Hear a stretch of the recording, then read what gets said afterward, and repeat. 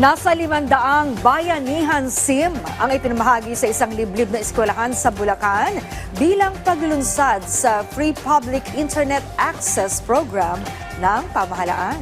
Yan ang ulat ni Harley Valbuena. Matagal ng problema ang koneksyon sa internet sa Calawacan Elementary School sa Doña Remedios Trinidad, Bulacan, lalo na't nasa liblib itong lugar. Kaya naman, masaya ang pamunuan ng paaralan na sila ang napili para sa pilot distribution ng Bayanihan SIM. Nakakatuwa po dahil libre na namin magagamit yung internet. Hindi lang po yung aming mga teachers, lalong-lalo na po yung mga learners at saka po yung mga magulang ng mga bata. Sa pangunguna ng Department of Information and Communications Technology, ipinamahagi ang 500 Bayanihan SIMs sa mga mag-aaral, kanilang mga magulang at mga guro ng paaralan. Ang Bayanihan SIM Project ay bahagi ng Free Public Internet Access Program na layuning malagyan ng libreng internet connection ang bawat lugar, lalo na ang geographically isolated and disadvantaged areas. Instead ng mga access point, instead na Wi-Fi po tayo ko-connect, bibigyan po natin kayo ng mga SIM card at from there makaka-access na po kayo ng internet.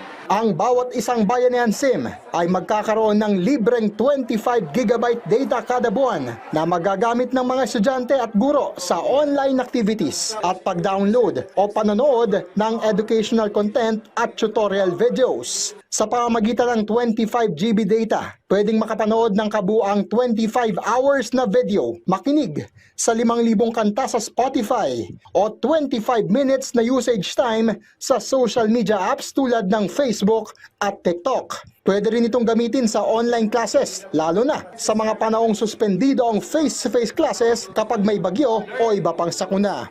Inaasahan namin na ang mga estudyante, ang mga guro, ang internet na ito ay gagamitin para po sa eskwela, para po sa mga leksyon, paggawa ng lesson plan, para po sa mga guro, at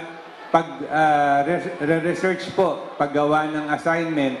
Malaking tulong ito para sa grade 6 student na si Isabel, lalo target niyang mapanatili ang pagiging first honor sa klase. Saan mo gagamitin yung 25 gig?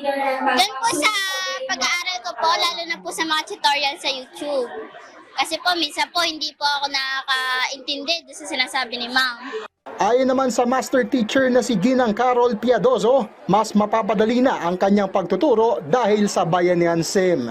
Malaking tulong po ito kasi kapag magda-download po ako ng mga videos, mga lessons na pwede ko pong gamitin para mas mapapadali po yung pangunawa po ng mga mag-aaral ko pagdating po sa pagtuturo.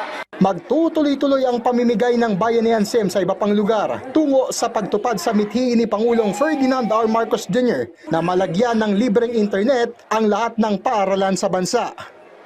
Ang Calawacan Elementary School ay may kabuuang 330 estudyante at dahil 500 ang ipinamigay na Bayanihan SIMs, ang lahat ng mag-aaral ay nabigyan, kasama na rin pati ang mga guro at school personnel. Harley Valbuena para sa Pambansang TV sa Bagong Pilipinas.